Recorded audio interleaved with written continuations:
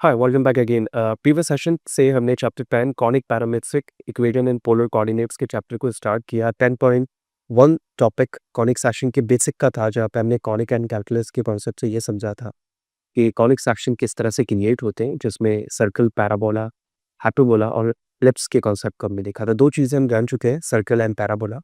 जबकि इस सेशन यानी पार्ट 2 के अंदर हम एलिप्स एंड हाइपरबोला को डिस्कस करेंगे।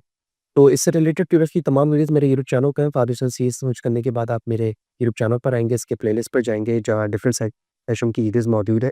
ये चीज़ आप वॉच कर सकते हैं। जबकि कंटेंट रिलेटेड मटेरियल मेरे ब्लॉग फाउंडेशन सीरीज़ blogspot.com पर है। तो सबसे पहले अगर हम बेसिक डेफिनेशन एलिप्स की देखें, तो एलिप्स में हमें ये कॉन्सेप्ट पता चलता है, एक ऐसा शेप जो बैंक्ड हुआ हो, यानी हम एक सर्कल को जब कंसीडर करते हैं और उस सर्कल को कॉनिक शेप में वो टॉप से या फिर on the left and right side से थोड़ा-सा बेंड साइड पर देखें, तो ये एलिप्स का एक शेप बनाता है।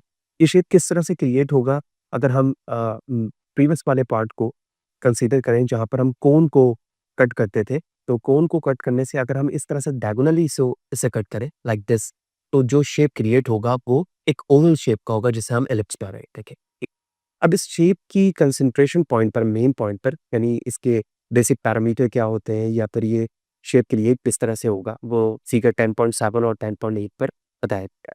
यानी अगर आप मेजरली इस पॉइंट को देखें, जो यहाँ पर फोकस को शो करते हुए दिखाया जा रहा है, तो इस फोकस पे 2 पॉइंट है हमारे पास, right? So here it my first point, this one and that's another point. और अगर हम इन दोनों पॉइंट्स में से, ये 2 पॉइंट कोई भी हो सकते हैं, हम 2 इस तरह से एक लाइन बनाएँ, जो कि यहाँ पे डॉटेड लाइन के साथ बनी है इस तरह से, और इस पॉइंट से जहाँ पर ये दोनों मिल रहे हैं, इस पॉइंट से अगर हम इस तरह से इसको रोटेट करें, ठीक है, क्लॉकवाइज या एंटी क्लॉकवाइज, तो हमें एक ओवल शेप यानी एक फ्लिप शेप ले लेगा। That is a basic understanding of this. अब जब ये शेप बना लिया जाता है, तो इसमें इधर ये फोकस का ये कंप्लीट पार्ट, इसकी लेंथ, और इस सेकंड पार्ट की लेंथ, इन दोनों को जब सम किया जाएगा, तो ये एग्जैक्टली बराबर होगा 2a के, ठीक है? जबकि 2a यहाँ पर इक्विवेलेंट होगा इस मेन एक्सिस पॉइंट से कंप्लीट डिस्टेंस, यानी इन दोनों के दरमियान जो इन दोनों पॉइंट्स का कंप्लीट डिस्टेंस है, वो एक्चुअली 2a ही है, और इन दोनों के लेंथ का सम भी हमेशा 2 होगा। स्पेशली अगर आप फर्दर एक्सेस पॉइंट को देखें, तो जो 2 पॉइंट्स हैं जिसके ज़रिए से ये ओवल शेप बनाया गया, इट्स कॉल्ड अ फोकस, जिसको फोकाई भी कहा जाता है। और जो कंप्लीट पॉइंट है, जहाँ से हमने अभी डिस्टेंस 2a देखा है, इट्स कॉल्ड अ वर्टेक्स। अगर हम वर्टिकली इस लाइन को देखें जो इस पॉइंट से बनाया गया है, it's called a centre as well, क्योंकि ये मिड पॉइंट है, जिसको h ऑफ k से भी रिप्रेजेंट किया जा रहा होता है। इस सेंटर पॉइंट की इस लाइन को वर्टिकली हम माइनर एक्सिस कहते हैं, और अगर हम इस एक्सिस को देखें जो कि x एक्सिस पे है, it's called a major axis. अब बिहाफ ऑफ दिस पॉइंट, यहाँ पर हमें standard equation of the ellipse का आइडिया हो जाता है। So the standard form of the equation of the ellipse where centre h of k, क्योंकि उसके जो कोऑर्डिनेट्स है, अभी हमने इमेज पे देखा, वो h ऑफ k था, and major and minor axis of the length 2a and 2b, यानी हम वर्टिकली एंड हॉरिजॉन्टली लेंथ को देखें, तो वो 2a और 2b को रिप्रेजेंट करेगा, ठीक है, जिसको मैंने यहाँ पर वर्टिकली और हॉरिजॉन्टली शो अप करवाया। तो इधर हमारा एलिप्स वर्टिकली फॉर्म पर बना हुआ हो या फिर हॉरिजॉन्टल फॉर्म पे बना हुआ है, उन दोनों का फॉर्मूला कुछ इस तरह से लिखा जाएगा, right? That is the x minus h whole square divide by a square plus y minus k whole square divide by b, that is exactly equal to 1। ये मेजर एक्सिस इन हॉरिजॉन्टल डे को consider कर रहा है, जबकि same another formula major axis in vertical के लिए consider दे रहा है। The foci, that is the plural form of the focus, is lie on the major axis where c unit from the center. That's why where c is called c square equal to a square minus d square. अब इस concept के behalf पर अगर हम इस चीज़ को मज़ीद understand करें, तो ये इमेज हमें मज़ीद कंप्लीट डिस्क्रिप्शन दे रही है एलिप्स की, कि अगर यही फॉर्म एक्स एक्सिस और वाई एक्सिस पे होगा तो वो किस तरह से होगा, राइट? तो मैं इसे जूम करता हूँ ताकि समझना हमारे लिए आसान, राइट? तो सबसे पहले अगर हम हॉरिजॉन्टल वे पर बनने वाले इस एक्सिस को देखें, यानी एलिप्स को देखें, तो ये वो पॉइंट है जिसके ज़रिए से एलिप्स प्लॉट हो रहा है, राइट? ये सेंट्रल पॉइंट है, कि ये हमारा एक्सिस पॉइंट। इस एक्सिस पॉइंट के कोऑर्डिनेट जो पॉजिटिव साइड पर है वो a0 है, और नेगेटिव साइड पे नेगेटिव a0 है। वर्टिकली 0b और 0 नेगेटिव b से कंसीडर हो रहा है, जबकि जो वर्टेक्स है वो नेगेटिव c0 है और पॉजिटिव c0 के साथ है। इस फॉर्म पर ये जो फॉर्मूला है, x square plus a square plus y square divide by d square is equal to 1, that is represent for the horizontal वाला। वेयर एज़ इसी ओवल शेप को अगर हम वर्टिकली प्लॉट करें तो वर्टिकल प्लॉट में सिर्फ कोऑर्डिनेट्स वैल्यूज़ चेंज हो जाएँगी, ठीक है? जो उनके यूनिट्स वैल्यूज़ हैं वो सेम ही रहेंगी, negative and positive with respect to the axis है। फॉर्मूले में चेंजिंग ये आ गया कि जो एक्स ए स्क्वायर पहले था वो बाद में चला गया और बी स्क्वायर की वैल्यूज़ पहले आ गई क्योंकि हमने यहाँ पर वर्टिकली रोटेट किया हुआ। तो ये बेसिक अंडरस्टैंडिंग हो गई कि जब हम एलिप्स प्लॉट करते हैं तो उसकी सिंपल विजुअलाइज़ेशन किस तरह से होती है और उसका फॉर्मूला किस तरह से ड्राइव हो रहा होता है। ये समझने के बाद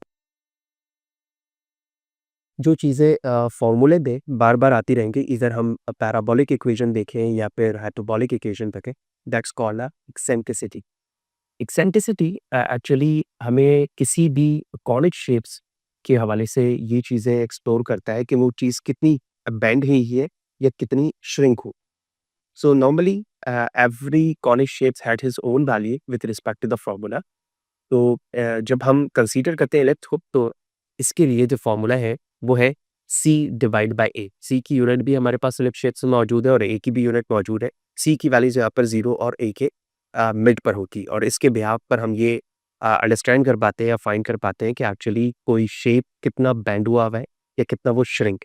तो फर्स्ट चीज़ हमने यहाँ पर कंसीडर कर ली कि इलिप्स शेप क्या है, किस तरह से उसका फॉर्मूला ड्राइव होता है कॉनिक शेप्स पर, वो किस तरह से क्रिएट हो रहा होता है। अब हम चलते हैं हाइपरबोलिक फंक्शंस की तरफ या हाइपरबोलिक शेप की तरफ कि वो शेप किस तरह से बनता है और उसके फॉर्मूले और एलिप्स के फॉर्मूले में बेसिक पर है क्या।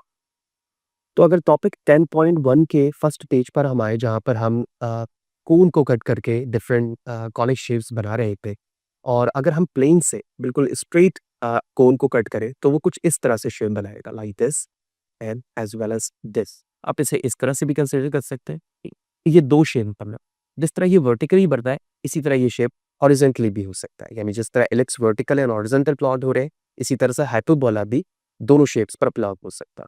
अब हम इसके फॉर्मूले को समझते हैं कि एक्चुअली ये इसका फॉर्मूला वर्क किस तरह से करता है। जिस तरह से एलिप्स की अंडरस्टैंडिंग थी बिल्कुल वैसी ही अंडरस्टैंडिंग इसकी थी। तो अगर हम इसके फॉर्मूले को देखें 10.5 पर standard equation of the hyperbola explain किया गया है। The standard form of the equation of the hyperbola with centre H and K the same as like the ellipse जो अभी हमने देखा। So H minus K whole square divide by A square and there is a sign negative जो कि ellipse में positive था। The same values rest of the values are there. अगर हम ट्रैवर्सेस एक्स एक्सिस पे कर रहे हैं हॉरिजॉन्टल वे पे तो इसका इक्वेशन फॉर्मूला ये होगा और यही चीज़ अगर वर्टिकली होगी तो इसके इक्वेशंस को इस तरह से कंसीडर किया जा रहा होगा।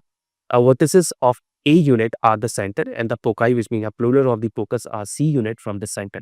The same logic will be U C square equal to A square plus D square. अब अगर हम बेसिक शेप्स को देखें, I'm going to zoom it as well, जो कि इसे शो अप कर रहा है कि हम हाइपरबोला जब क्रिएट करते हैं तो वो कुछ इस तरह से क्रिएट होता है। यानी अगर मैं एक्स एक्सिस पे लिखूँ तो जिस तरह से अभी हमने एलिप्स पे 2 पॉइंट्स बनाए थे, तो हम 2 पॉइंट्स बनाकर इस तरह से इसको शो अप कर सकते हैं। यानी ये एक फोकस पॉइंट है, ये एक सेकंड फोकस पॉइंट है और ये स्तंभित पॉइंट होगा। तो ये डी यूनिट डिस्टेंस है, ठीक है? इस पॉइंट से और ये डी। तो इधर हम इस यूनिट के बिहाफ पर चलें यानी D2 और D1 थे, तो इनका सम और इसी तरह से हम D1 को यहाँ ले जाओ और D2 को यहाँ ले जाए तो दोनों पे इनका सम सेम ही रहेगा। यही वजह है कि D2 माइनस D1 और D2 minus D1 is exactly equal to 2a as like the ellipse और ये हमेशा कांस्टेंट रहेगा, यानी ये हमेशा सेम रहेगा। हम इस यूनिट को इस तरह से इस पॉइंट पे ले जाए या D1 को यहाँ पे ले जाए, ठीक है? अभी मैं एनिमेटेड वे पे भी ये शो करता हूँ ताकि ये कॉन्सेप्ट हमें ईज़िली समझ में आ जाए कि एक्चुअली इस D1, D2 को यहाँ पे कांस्टेंट क्यों कहते हैं। सेम 10.14 फिगर्स के अंदर सेंटर पॉइंट को दिखाया गया है कि इस पॉइंट पे जो सेंटर है, सेंटर से लेकर इस स्पेसिफिक शेप्स के पॉइंट तक जिसको हम वर्टेक्स पॉइंट कह रहे होते हैं, तो वर्टेक्स पॉइंट से सेंटर तक के फासले को हम ए कहते हैं, जबकि जो main focus sorry this is a focus point and this is a vertex और वर्टेक्स से लेकर सेंटर तक का जो डिफरेंस है वो सी के बराबर होता है। तो हमें ए और सी यहाँ से भी फाइंड आउट करता है। अब जब ये दोनों चीज़ें हम यहाँ पर अंडरस्टैंड कर लेते हैं कि हाइपरबोला शेप किस तरह से क्रिएट हो रहा है और उसकी लॉजिकल वर्किंग किस तरह से है, तो उसके बाद हमें अब एक वर्टिकल शेप को भी देखना होगा कि एक वर्टिकल शेप में जब ये चीज़ें आएँगी, तो वो किस तरह से डी और D1, D2 वैल्यूज़ को शो करेंगी और ए और सी की वैल्यूज़ को शो करेंगी। Okay, here we can understand this more explanational view in a vertical and horizontal. So let's zoom to understand more thing.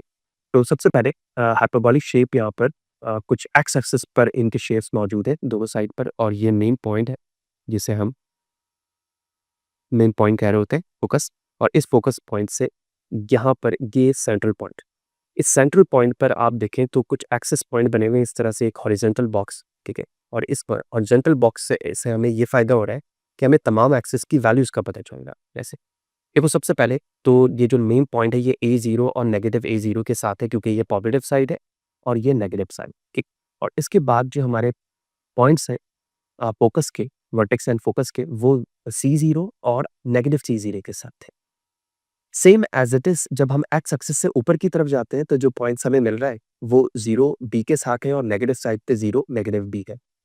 इस वक़्त ये जो एक्सिस है, ये जो क्रॉस करते हुए सेंटर को कट करते हुए आगे की तरफ जा रहा है, ये एसिम्प्टोट्स लाइन है, ठीक है? और इसी तरह से अगर हमें लेफ्ट साइड पे देखें तो ये कॉन्जुगेट लाइन कहलाती है, जो इस तरह से, और इसके फॉर्मूले की वैल्यूज़ भी टॉप पर आप देखें तो लिखा हुआ है। हम एसिम्प्टोट बना रहे हैं तो y इक्वल टू B/AX है और negative B/X for the conjugate क्या हो। ये y एक्सिस की वैल्यू और x axis. Behalf of this understanding जब हमारा फॉर्मूला ड्राई होता है वो x square upon a square के साथ होता है। नेगेटिव साइड वैसे रहेगी, y square upon b square की values that is exactly equal to 1 के। और जब सेम इसी एक्सिस की वैल्यूज को हम वर्टिकली शो अप करें तो वो ये कुछ इस तरह से हो जाएगा। पॉइंट वैल्यूज बिल्कुल वैसे ही रहेंगी, एसिम्प्टोट लाइंस क्रॉस करते हुए इस तरह से जा रही है, जबकि कॉन्जुगेट लाइन भी है, फॉर्मूले की वैल्यूज तमाम मौजूद है और सेम फार्मूला यहाँ पर ड्राई किया जाएगा। तो इस ड्राइव होने के बाद फॉर्मूले को हमें, हमारे लिए अंडरस्टैंडिंग इस कौन वे पे ये हो जाती है कि दोनों वेज पर, अगर आप इस दोनों वेज पर देखें, इधर वो हॉरिजॉन्टल हो या वर्टिकल हो, इन दोनों के फॉर्मूलाज सेम ही रहते हैं और बेसिक चेंजिंग एलिप्स के कंपैरिजन में यहाँ पर प्लस साइन होता है, जो कि इन दोनों पे ही मैथमेटिक्स है। और इसी चीज़ को बुक में भी फर्दर एक्सप्लेन करके यहाँ पर दिखाया गया है कि आप एसिम्प्टोट्स लाइन देख सकते हैं, कॉन्जुगेट एक्सिस देख सकते हैं जो इस पॉइंट पर है और इस तरह से क्रॉस होकर जा रही है।